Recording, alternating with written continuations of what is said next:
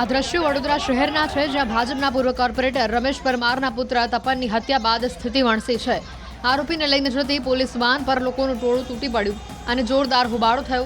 પથ્થરમારો થયાના પણ દાવા થઈ રહ્યા છે।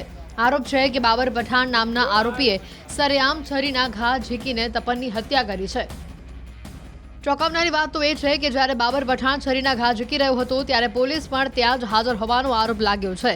મળતી માહિતી અનુસાર સૌથી પહેલા શહેરના નાગરવાડા વિસ્તારમાં બાબર પઠાણ તથા તપન પરમારના મિત્રો વચ્ચે કોઈ બાબતને લઈને માથાકૂટ થઈ હતી અને ત્યાં પણ મારામારી થઈ, જેમાં તપનના મિત્રોને ઈજા પહોંચી। આથી તેઓને સારવાર માટે સયાજી હોસ્પિટલમાં લાવવામાં આવ્યા। ઈજાગ્રસ્ત મિત્રોને હોસ્પિટલમાં દાખલ કર્યા બાદ તપન હોસ્પિટલના ગેટ ઉપર ઊભો હતો ત્યારે જ બાબર પઠાણ આવ્યો અને છરીના ઘા ઝીકી હત્યાને અંજામ આપી દીધો। કેટલાક લોકોએ તેવો આરોપ લગાવ્યો છે કે બાબર પઠાણ અહીંયા પોલીસની સાથે જ આવ્યો હતો। હત્યા સમયે પોલીસ ત્યાં હાજર જ હતી। ઘટના એકચ્યુઅલીમાં નાગરવાડામાં થઈ હતી। નાગરવાડા મહેતાવાડીના નાકા પર બાજુમાં ઘટના થઈ હતી। ત્યાં આગળ બાબર પઠાણ કરીને છોકરો છે, એટલે આરોપી છે જે છે એ, અને બીજા 2-3 સાગરીતો એની જોડે જે ઉઠાવ્યા, એ મારા 2 ભાઈબંધોને ચાકુના ઘા ઓલરેડી મારેલા જ હતા। એના માટે અમે સ્ટેટમેન્ટ લેવા માટે આગળ મારા ભાઈબંધોને લઈને આવ્યા હતા। આગળ સારવાર લઈ રહ્યા હતા। એ દરમિયાન બાબર ખાન પઠાણને અમે કેસ કરવાનો હતો, એ મારે પોલીસ કેસ કર્યો વગેરે। તો અહીં આગળથી બાબર ખાન પઠાણ જે જાતે પોલીસની વાનમાં આવ્યો, પોલીસની જોડે આવ્યો, પોલીસ પ્રોટેક્શનની અંદર આવ્યો। આજુબાજુમાં 4 થી 5 પોલીસવાળા હતા, એ અહીં આગળથી લઈને ગયા અંદર। તો એ એવું કહે છે કે મને બી વાગ્યું છે, આ લોકોએ મને બી મારું સ્ટેટમેન્ટ કરવા એ બી અંદર ગયો। તો પોલીસ પ્રોટેક્શનની અંદર ટેસ્ટ એ કરવા ગયો અંદર, અને એટલામાં એને ત્યાંથી પોલીસવાળાએ છોડી દીધો અને પાછળ ગયો। તો મારા બીજા ભાઈબંધ, એટલે એ અમારી જોડે જ હતો, તો એને પાછળ લઈ જઈને ઘા મારી દીધા જ। રોડ જે ચા પીવા ગયા હતા 2, મારો ભાઈ અને મારો ભાઈબંધ, એ ચા, મારો ભાઈ ને 2 જણ ચા પીવા ગયા હતા, તો એને ત્યાં આગળ ઘા મારી દીધા। એ બાબર ખાન પઠાણ, હવે પોલીસ 4-5 પોલીસ એને જોડે લઈને જાય છે અંદર દવાખાનાની અંદર, અને અહીં આગળથી સ્ટેટમેન્ટ લે છે, એવું કહે છે, અને પાછળ જઈને પેલો બાબર ખાન પઠાણ ને બીજા 5-6 માણસ એના ઘા મારી નાખ્યો, મરી જ ગયો છે એકચ્યુઅલીમાં, એવું કહેતો તો ચાલશે, ડેડ થઈ ગઈ છે। હા, તો અને એ પછી અમે જ્યારે પેલા બાબર ખાન પઠાણને અમે તૈયારી દોડતા ગયા કે ઘા વાગ્યો તો પકડ્યો ને, તો તૈયારી પોલીસવાળા આવીને એને પકડીને જીપમાં બેસી કે ચલો ભાઈ, એટલે પોલીસવાળાને લીધે જ થયું આ જે થયું એ। પોલીસ અંદરથી પેલો છૂટ્યો કેવી રીતે? બાબર ખાન પઠાણ અહીં આગળથી સારવાર લેવા માટે અંદર જઈ રહ્યો હતો, અંદર લઈ ગયા છે, તો પછી એ છૂટ્યો કેવી રીતે, માર્યો કેવી રીતે પેલાને બહાર જઈને? અહીંયા મારા ફ્રેન્ડને પહેલાં મેટર થઈ હશે, તો અમે એમને જોવા આવ્યા હતા। અહીંયા અમે બધા જ ઊભા હતા, અને પછી અમે અહીંયા ગયા ચા ને પડેકી લેવા। તો હું ચા પીવા ઊભો રહ્યો, તો ચા પીને જે અમે 2 ભાઈબંધ કેન્ટીનથી બહાર નીકળ્યા, અને જેવી ગાડી સ્ટાર્ટ જ કરું છું એટલામાંથી પાછળથી ટુલર આવે છે બાબર, અને એના હાથમાં આટલું મોટું ચક્કુ હતું। ચક્કુ મારી સામે જ એના પર ઘા માર્યા 5 થી 6, ને હું છોડા ભાગ્યો પણ મને બી પકડી રાખ્યો। મારા છોકરાનો પીછો કર્યો અને મારા છોકરાને પાછળથી હથિયાર માર્યું। પોલીસવાળો હાથે હતો, પોલીસવાળો હાથે તો ગાડીમાં લઈ ગયો, એની બૈરી હતી, બૈરીએ હથિયાર આલ્યું અને મારા છોકરાને પાછળથી માર્યો ઊભો રાખીને। એ પોલીસવાળો હું કરતો હતો, અને એમ ચાકુ મારીને ગયો, તો કોઈ આરોપીને કોઈ દિવસ આવો ખુલ્લો લઈ જાય છે? એના હાથ કડી કમ ના પહેરાય, એને માર્યો કમ નહીં, માર્યો કમ નહીં, કશું થાય ને તો તરત આ છોકરાઓને દંડા લઈને મારવા આવે છે। તો એને આટલું બધો ગુનો કર્યો છે, તો એને માર્યો કમ નહીં? હા, અને તોય પાછો મારા છોકરાને કેન્ટીનમાં પીછો કર્યો, મારો છોકરાને એટલો માર્યો છે, તો ભાગતો આવ્યો અને તાત્કાલિક છે ને ત્યાં દરવાજામાં આવીને પડ્યો મારો છોકરો। તો એની હાલત કેવી થઈ હશે? હા, એનો જીવ કેવી રીતે ગયો હશે?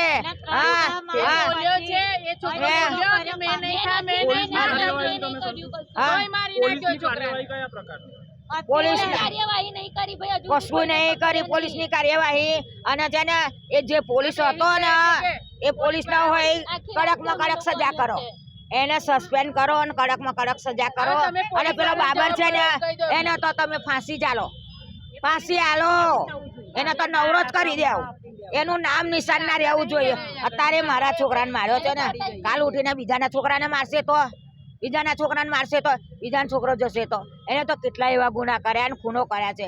આવા ગુંડાઓને છે ને તમે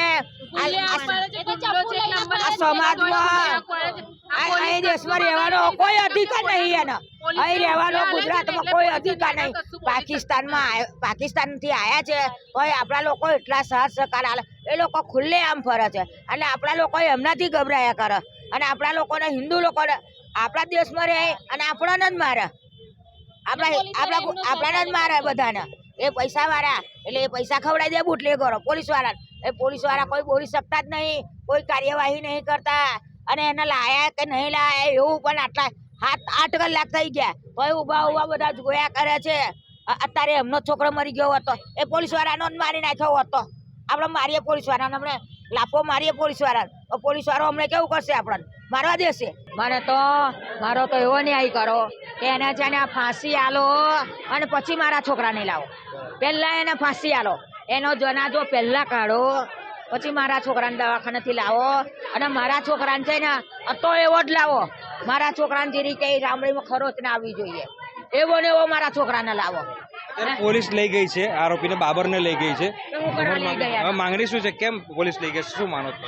એને મારા છોકરાને મારી નાખ્યો, બૈરી સાહેબ મારી નાખ્યો. પોલીસ વાળાએ દગો કર્યો છે. પોલીસ વાળો ધારક ના હતો, એના મારા છોકરાને ના મારવા દે. પોલીસ વાળો મારવા ના દે, પણ પોલીસ વાળાએ સપોર્ટ કર્યો. પોલીસ વાળો હાથે હતો.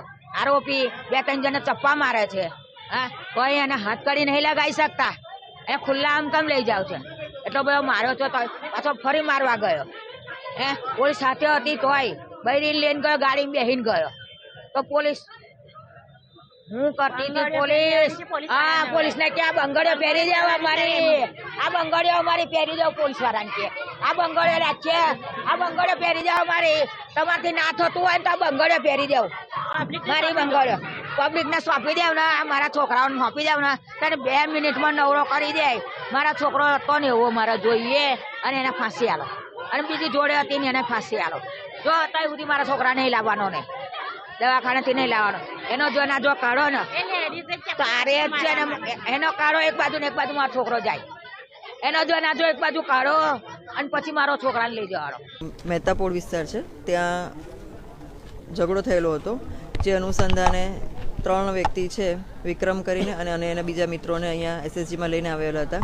સાથોસાથ બાબર કરીને એક વ્યક્તિ છે, એને પણ ઝઘડો થયો હતો, એટલે એને પણ સારવાર માટે અહીંયા કારેલબાગ લાવેલા હતા. અને ત્યારે અહીંયા રાવપુરા એસએસજીમાં ફરી ઝઘડો થયો, અને એમાંથી બાબર નામના વ્યક્તિએ તપન નામના વ્યક્તિને છરી મારી દીધેલી છે. વડોદરા શહેરમાં ભાજપના નેતાની પુત્રને હત્યાના મામલે પોલીસ દ્વારા જે બાબર પઠાણ છે કે જે મુખ્ય આરોપી છે તેની ધરપકડ કરવામાં આવી છે.